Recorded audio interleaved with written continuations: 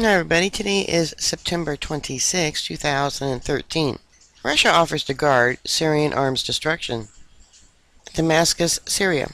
Russia offered on Thursday to provide troops to guard facilities where Syria chemicals weapons would be destroyed, as UN inspectors prepare to continue their probe on the use of such agents in the country's civil war. Also Thursday, a mortar shell slammed into the Iraqi consulate building in central Damascus, killing one person and wounding three. Syrian state media reported. In Moscow, Deputy Foreign Minister Sergei Rabkov said Russia is ready to ensure security and help guard facilities once the chemical weapons are stored for destruction in Syria. He spoke just hours after another Russian Deputy Foreign Minister, Georgy Gadanov, told the Associated Press that the UN Security Council is just 2 days away from agreeing on a resolution that would require Damascus to dismantle its chemical weapons stockpile. Gadanov said the resolution would include a reference to Chapter 7 of the UN Charter, which allows for military and non-military action in the interest of peace.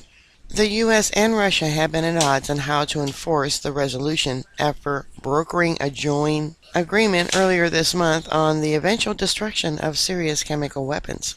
By agreeing to the accord, Syrian President Bashar Assad's government narrowly escaped a punitive American strike over an August chemical weapons attack. Meanwhile, a team of UN inspectors was back in Syria to investigate 3 alleged incidents of chemical weapons use earlier this year. They will also seek information on 3 other attacks last month that allegedly included chemical agents.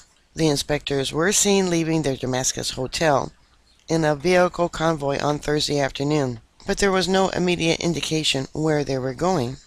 The UN inspectors first came to Damascus last month to probe a March 19th attack on 2 other incidents in the north, when an alleged chemical attack occurred outside the Syrian capital. They returned to Syria on Wednesday. It goes on to say that the mission will also discuss with the Syrian government information it may possess regarding allegations it reported on the use of chemical weapons in incidents on August 22nd, 24th, and 25th. Nisurki said Wednesday. The attack on the Iraqi consulate came a day after Iraqi foreign minister warned Western nations that support the Syrian opposition not to send military aid to the rebels for fear it could assist jihadi groups. There was no immediate claim of responsibility for the attack. Rebels fighting to topple Assad often fire mortar rounds into the Syrian capital, targeting state institutions, military installations, and diplomatic missions of countries that have supported his regime.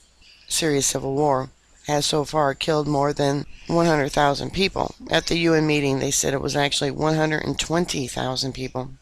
According to Syria state news agency SANA, an Iraqi woman was killed and 3 others were wounded when a mortar shell struck the building that housed the consulate in the upscale Abu Rahman district of Damascus. The shell hit the consulate's hallway, in which people were waiting to process their documents or visas, SANA said. On Sunday, a mortar round landed inside the Russian embassy compound in Damascus.